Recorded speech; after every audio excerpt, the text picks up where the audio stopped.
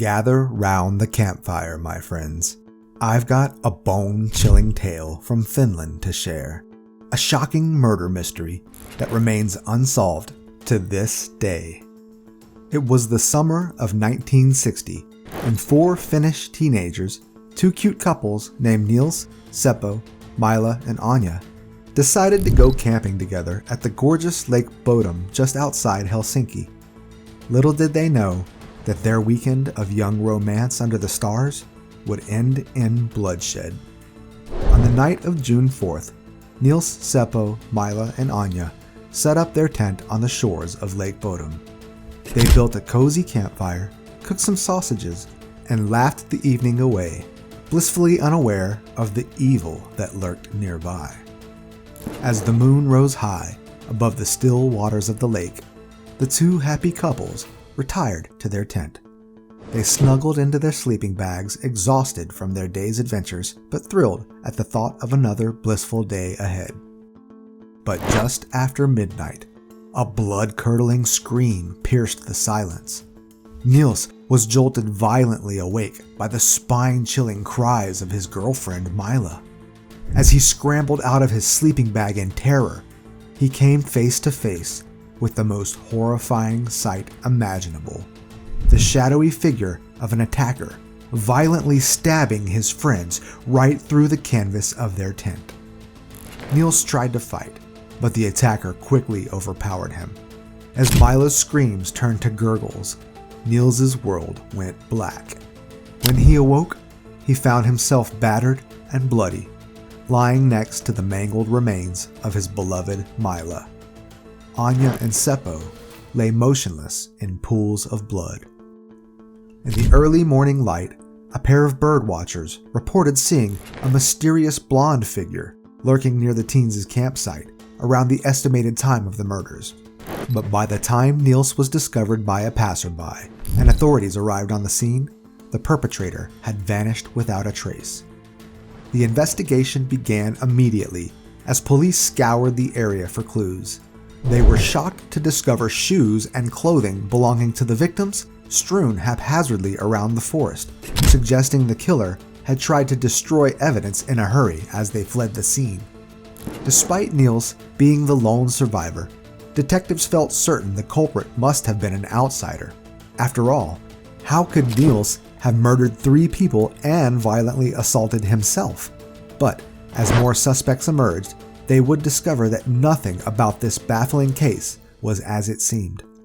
As detectives struggled to piece together what happened that dreadful night, an eerie pattern emerged.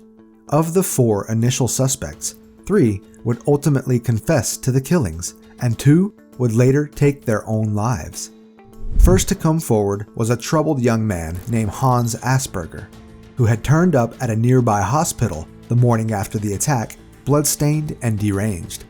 Though the beastly blonde brute matched eyewitness descriptions perfectly, police strangely declined to investigate him as a suspect.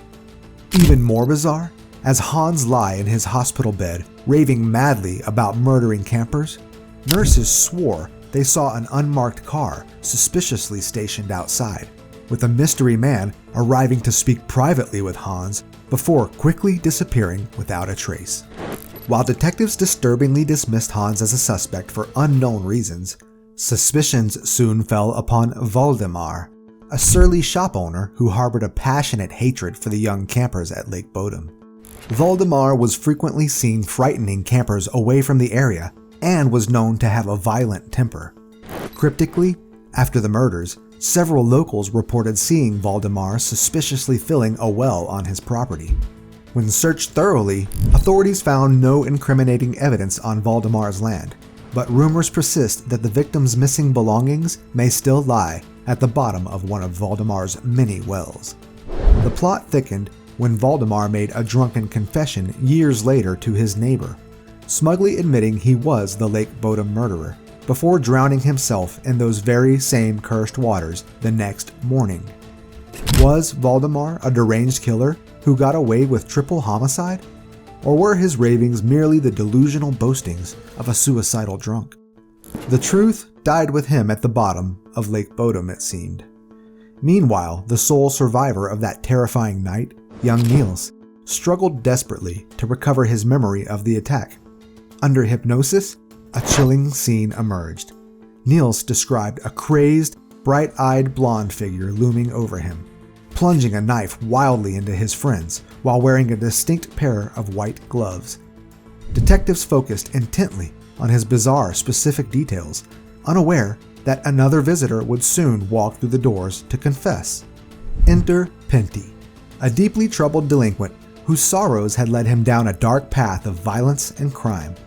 Tormented by visions of the murders he claimed to have committed at Lake Bodom years prior, Pentti demanded the police hear his tearful confession from behind bars. Despite detectives steadfastly disbelieving his claims, Pentti refused to let the gnawing guilt go. He scrawled out detailed descriptions of sights only the real killer could know: the white gloves, the lone surviving boy he couldn't bring himself to kill. No one knows if Pentti truly slaughtered those kids, or if in his unstable state of mind he simply yearned to be held accountable for his unconscious demons. But his mental anguish ultimately consumed him. 15 years to the day after the Bodom tragedy, Pentti hung himself in his cell, never learning if he was indeed the monster of his own nightmares. With 3 confessions and 2 suicides tied to this one blood-drenched campsite, the legend of Lake Bodom grew darker by the year. Those local woods became plagued by whispers of the murdered teens' vengeful ghosts wandering for eternity in search of their merciless killer. Decades passed without answers. The fateful events of that night were all but faded from memory when, 45 years later, a horrifying breakthrough sparked new life into this ice-cold case. Modern forensic testing methods unearthed clues pointing at none other than Niels, the lone survivor himself. Authorities arrested Niels and charged him with his friend's brutal murders, while the prosecution painted young Niels as a jealous lover who snapped in a murderous rage that night. The defense argued the true killer must have been an outsider, as Niels' own extensive injuries proved he couldn't have acted alone. Ultimately, in 2005, after decades living under sinister suspicion, Niels was acquitted due to lack of solid evidence. He was released from custody and awarded monetary compensation by the government for his suffering. But to this day, the haunting events of that midnight massacre still wander through Niels' mind. Now in his 60s, the troubled lone survivor lives a quiet, private life, while amateur sleuths continue chasing ghosts, seeking the diabolical stranger who forever changed Niels' fate at the blood-soaked Lake Bodom so long ago. Some theorists believe a secret satanic cult or KGB conspirators were behind the ritualistic killings and expert cover-up. Others blame the violent shopkeeper Valdemar, who supposedly patronized those very same woods for corpse disposal before silencing himself permanently in the lake's dark depths. We may never know for certain who or what committed those gory crimes on the shores of Lake Bodom in the summer of 1960, and the ghostly cries of 3 slaughtered teens howl for vengeance against the villain who forever slipped from the cold grasp of justice.